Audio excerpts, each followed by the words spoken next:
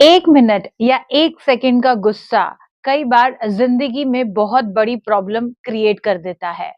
जब anger violence का रूप ले लेता है, तब हम समझ भी नहीं पाते और जान भी नहीं पाते कि हमने कितना बड़ा मिस्टेक कर दिया है। नमस्कार, मेरा नाम है प्राची, ये है वीडियो नंबर 2 एंगर कैसे वॉयलेंस बन जाता है। पहले जब मैंने आपको बताया कि पहले एक पॉइंट बताया कि एंगर एक्सपेक्टेशन से बनता है और एक्सपेक्टेशन ना पूरे होने के कारण वो वॉयलेंस बन जाता है। यहाँ पर आज मैं आपको दूसरा कारण बताऊंगी कब एंगर वॉयलेंस के रूप में बाहर आता है। जी हाँ, दबा हुआ एंगर कैसे वॉयलेंस के रूप में बाहर आता है। अक्सर हमारी लाइफ में कई तरह की घटनाएं होती हैं। कभी वो हमारे माता-पिता से रिलेटेड होती हैं, बहन-भाइयों से, सोसाइटी से, स्कूल से, कॉलेजेस से, कहीं ऑफिस से, जहाँ पर हम किसी भी तरह की प्रताड़ना सहकर आए होते हैं, बुली कह सकते हैं हम इसको, या फिर हमें बहुत ज़्यादा क्रिटिसाइज़ किया गया होता है कहीं पर, किसी भी स्थान पे। कई बार हम अपने ही पेरेंट्स से क्रिटिसाइज़ होते हैं, अपने पार्टनर से हो सकते हैं, बॉसेस से हो सकते हैं। अब होता क्या है, जिस चीज़ पे हमें क्रिटिसाइज़ किया गया, वो कहीं न कहीं ट्रॉमा के रूप में हमारे अंदर, हमारे अनकॉन्शियस में, हमारी एनर्जी में, हमारे चक्रास में जमा हुई भी होती है।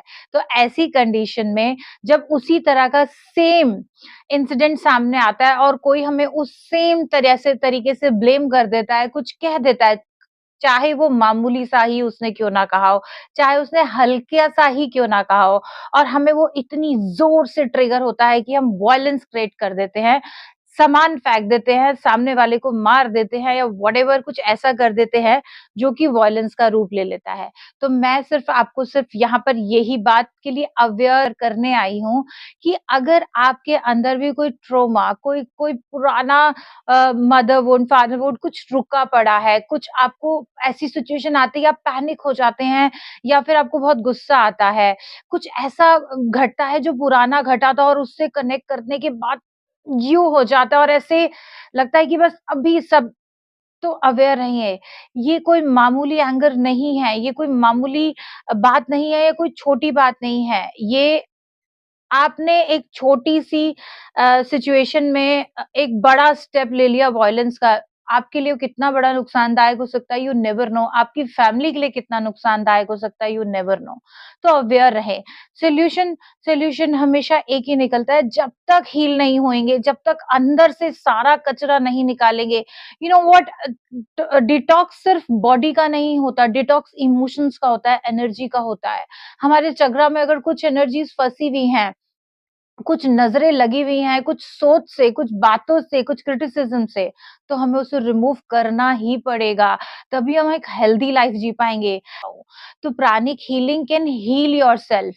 आपके हर एक चक्र में से वो एनर्जी डिसइंटीग्रेट करके निकाल देंगी, वो वुंड निकाल देंगे, वो ट्रॉमा निकाल देगी प्राणिक हीलिंग, जो आपको कभी भी ट्रिगर करता है और वॉयलेंस करने पे मजबूर करता है।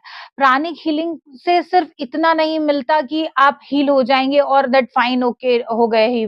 प्राणिक हीलिंग फाइनली आपको एक नई सोच देती है, नया तरीका देती है चीज़ों को सुनने का, समझने का, देखने का, सिचुएशन को हैंडल करने का। तो मैं हमेशा कहती हूँ कि जितनी दुरुस्त हमें अपनी फिज़िकल बॉडी रखनी चाहिए, उतनी दुरुस्त हमें अपनी एनर्जी बॉडी यानी इमोशन और मेंटल हेल्थ रखनी चाहिए। अगर हमारी मेंटल हेल्थ अच्छी रहेगी तो हमारी फैमिली ही नहीं, हमारे फाइनेंस भी बहुत अच्छे रहेंगे। Please connect with the pranic healing अगर आप ऐसे किसी मोड़ पर हैं, ऐसे किसी प्रॉब्लम से जूझ रहे हैं। You can DM also, me also. Thank you so much. खुश रहें और अपना ख्याल रखें, अवेयर रहें।